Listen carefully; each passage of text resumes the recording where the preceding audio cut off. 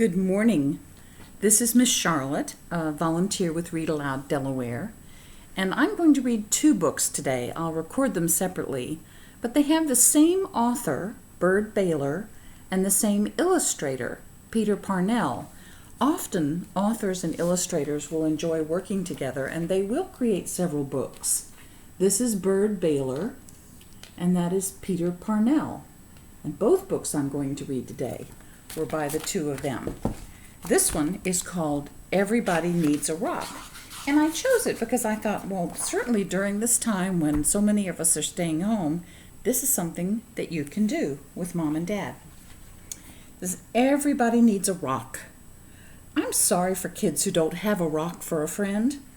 I'm sorry for kids who only have tricycles, bicycles, horses, elephants, goldfish, three-room playhouses, fire engines, wind-up dragons, and things like that.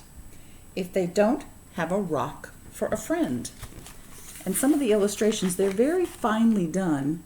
I don't know if you can tell, the little girl is leaning against a rock that looks like an elephant.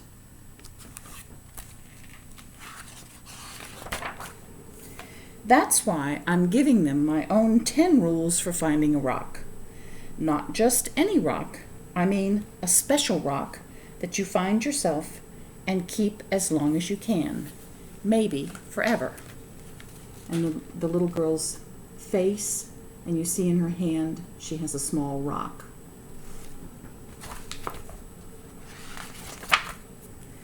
If somebody says, "What's so special about your rock?" don't even tell them. I don't. Nobody is supposed to know what's special about another person's rock. All right. Here are the 10 rules. And see, these are faces of people looking at the little girl holding her rock. And she's saying, don't tell them if they want to know what's special about your rock. Rule number 1. If you can, go to a mountain made out of nothing but 100 million small, shiny, beautiful, roundish rocks. But if you can't, any place will do. Even an alley. Even a sandy road. And there she is, looking for a rock. Rule number 2. When you're looking at rocks, don't let mothers or fathers or sisters or brothers or even best friends talk to you. You should choose a rock when everything is quiet. Don't let dogs bark at you or bees hum at you. But if they do, don't worry. The worst thing you can do is to go rock hunting when you're worried. And see, she's sitting quietly.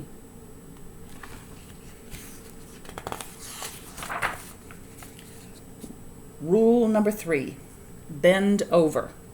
More, even more. You may have to sit on the ground with your head almost touching the earth. You have to look a rock right in the eye. Otherwise, don't blame me if you can't find a good one. You see, she's looking the rock right in the eye.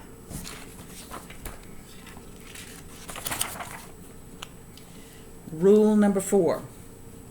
Don't get a rock that is too big. You'll always be sorry. It won't fit in your hand right. It won't fit in your pocket. A rock as big as an apple is too big. A rock as big as a horse is much too big. So see, she's got a rock in her hand that fits, and she's leaning against a rock that looks like a horse. That would be much too big, she said. Rule number 5. Don't choose a rock that is too small. It will only be easy to lose, or a mouse might eat it, thinking that it's a seed.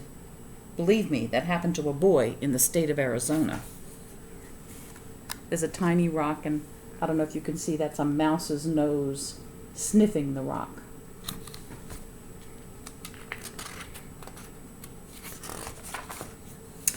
Rule number 6. The size must be perfect. It has to feel easy in your hand when you close your fingers over it. It has to feel jumpy in your pocket when you run. Some people touch a rock 1,000 times a day. There aren't many things that feel as good as a rock if the rock is perfect. And that's a hand touching the same rock several times.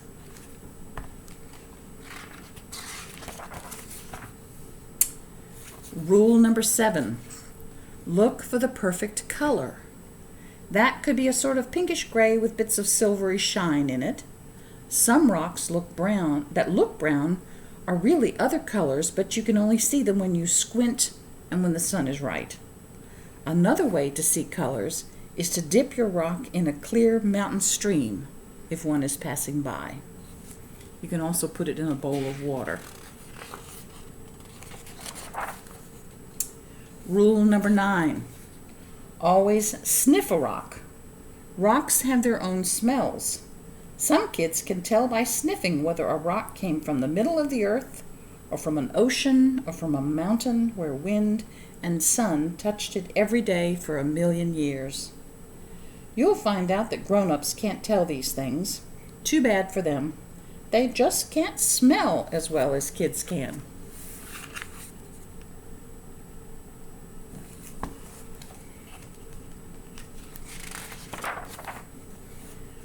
Rule number 10, don't ask anybody to help you choose.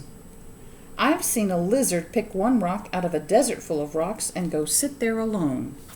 I've seen a snail pass up 20 rocks and spend all day getting to the one it wanted. You have to make up your own mind. You'll know.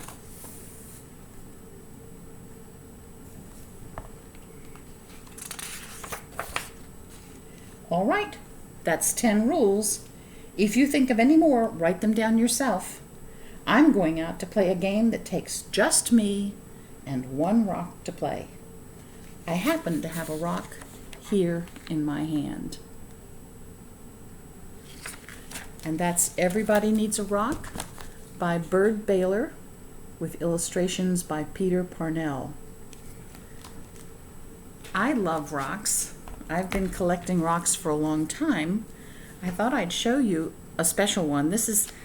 I've broken all the 10 rules because this is much too big for my pocket or my hand. But it's unusual because it's two-tone. And it's made from sand, 2 different colors of sand that come from Prince Edward Island, which is an island in Canada. Canada is a country north of the United States. This is the United States down here, and this is the country of Canada. Prince Edward Island is right there. It looks like a crescent moon, and it lies in the Gulf of St. Lawrence. It is a beautiful, beautiful island, and it has red sand on its north shore, and white sand on its south shore, and black sand on its eastern shore. So that's why you can get a rock like this that has 2 colors of sand. So everybody needs a rock, at least one. I hope you enjoyed that. Thank you.